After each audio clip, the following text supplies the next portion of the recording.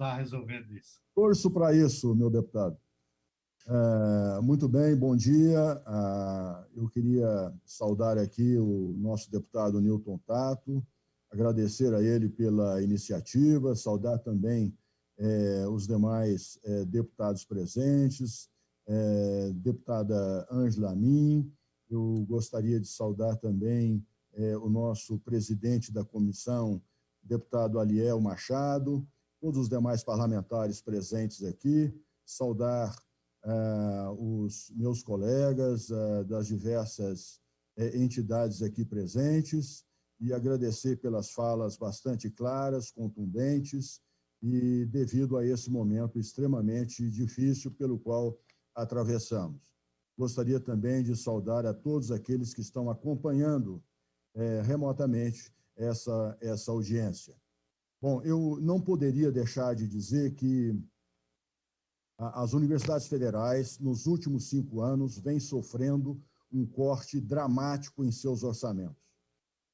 Por exemplo, se compararmos 2021 com 2020, esses cortes representam aí aproximadamente 18,1% dos recursos das universidades federais, e isso representa R$ 1 bilhão. Entretanto, nos últimos 5 anos, o orçamento das universidades vem sendo diminuído de maneira dramática. Por exemplo, se pegarmos como referência o ano de 2014, quando o orçamento das universidades era da ordem de 7,4 bilhões, se fizermos uma correção pela inflação, a expectativa para 2021 seria um orçamento de 10,4 bilhões. Só que não. O orçamento das federais hoje é 4,5 bilhões. Portanto, uma catástrofe que se avizinha caso correções de rumo não sejam adotadas rapidamente.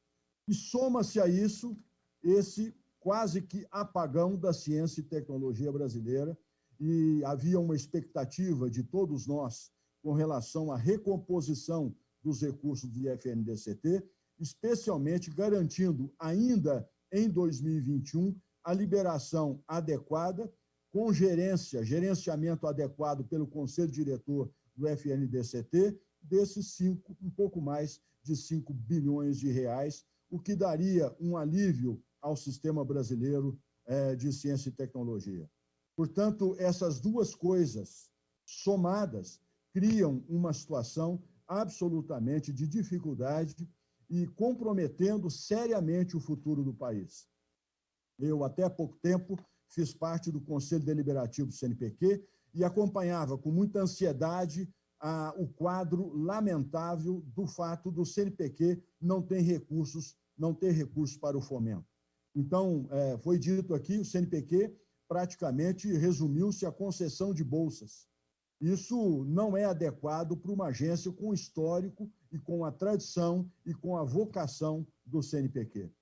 Inclusive, com relação a recursos para educação, ciência e tecnologia, é indispensável a continuidade, as interrupções, os contingenciamentos, as não liberações de recursos previamente acordados, isso causa uma instabilidade no sistema.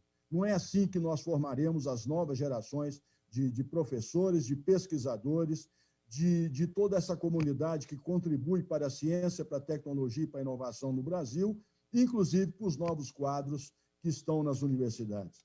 Todos esses exemplos maravilhosos foram mostrados aí pelo professor Ildeu, pelo professor Davidovich. Tudo isso acontece no interior das universidades públicas, de uma maneira geral, principalmente, e com grande protagonismo. Portanto, ao comprometermos a não liberação desses recursos, todo o sistema padece automaticamente. Quero lembrar aqui que o tratamento preferencial à ciência brasileira é constitucional. Não é algo que estamos aqui pleiteando de maneira... porque estamos sofrendo nesse momento com corte de recursos, com contingenciamento de recursos, mas é algo constitucional.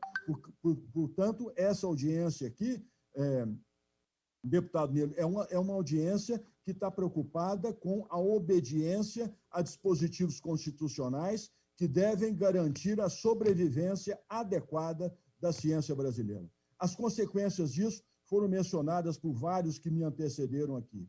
Eu creio que é uma preocupação extremamente grande das universidades federais o fato de termos, a duras penas, conseguido colocar o Brasil com um certo protagonismo junto às nações desenvolvidas em termos da produção científica, mas também da produção tecnológica, e tudo isso vai embora, tudo isso vai para o ralo muito rapidamente, se medidas enérgicas, se medidas corretivas não forem adotadas rapidamente.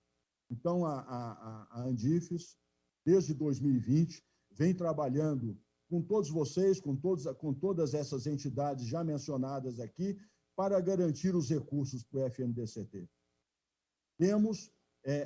Clamamos pela liberação desses 5 bilhões, cuja destinação seja definida pelo Conselho Diretor do FNDCT, que é responsável pelas políticas, diretrizes e normas de utilização desses mesmos recursos. Portanto, as universidades federais vêm aqui se juntar à sociedade brasileira. Eu entendo que a sociedade brasileira haverá de padecer com um apagão nas universidades, com um apagão na ciência, com consequências também para a indústria, conforme já foi mencionado aqui, uma vez que as novas tecnologias que decorrem da pesquisa, elas são criadas exatamente dentro das universidades e centros de pesquisa, que dependem fundamentalmente desses recursos para a manutenção das suas atividades. Eu estou no sistema há mais de 40 anos, não sou apenas um gestor, como reitor de universidade, eu sou também pesquisador, eu sou pesquisador do CNPq, já coordenei o INCT, e eu sinto na pele, também como pesquisador, os malefícios desses cortes de recursos tão necessários para as universidades brasileiras, para os centros de pesquisa, para que possamos dar andamento aos projetos da FINEP. Aliás, por exemplo, o edital de 2018 da FINEP não foi pago ainda. Existem compromissos com as universidades e centros de pesquisa com relação a CTINFRAs antigos. Portanto, é preciso que isso seja recomposto e que nós possamos, enquanto país, com o nosso maravilhoso sistema que está aí, de sistema de ciência, tecnologia e inovação, sejamos capazes de oferecer um futuro melhor, com justiça social para os nossos jovens, oferecendo um alento para aqueles que estão ingressando agora nas universidades, apresentando um futuro melhor para o nosso povo. Portanto, muito obrigado, deputado Nilo, por nos convidar para essa audiência, na certeza de que essa sua iniciativa haverá de sensibilizar mentes, corações, formuladores de política, para que possamos ter uma situação mais favorável para todo o sistema brasileiro de ciência e tecnologia e para todas as universidades e centros de pesquisa. Muito obrigado. Obrigado, Valder. Eu quero registrar aqui também a presença da nossa querida deputada, lutadora do campo da educação, a professora Rosaneide. Passo a palavra agora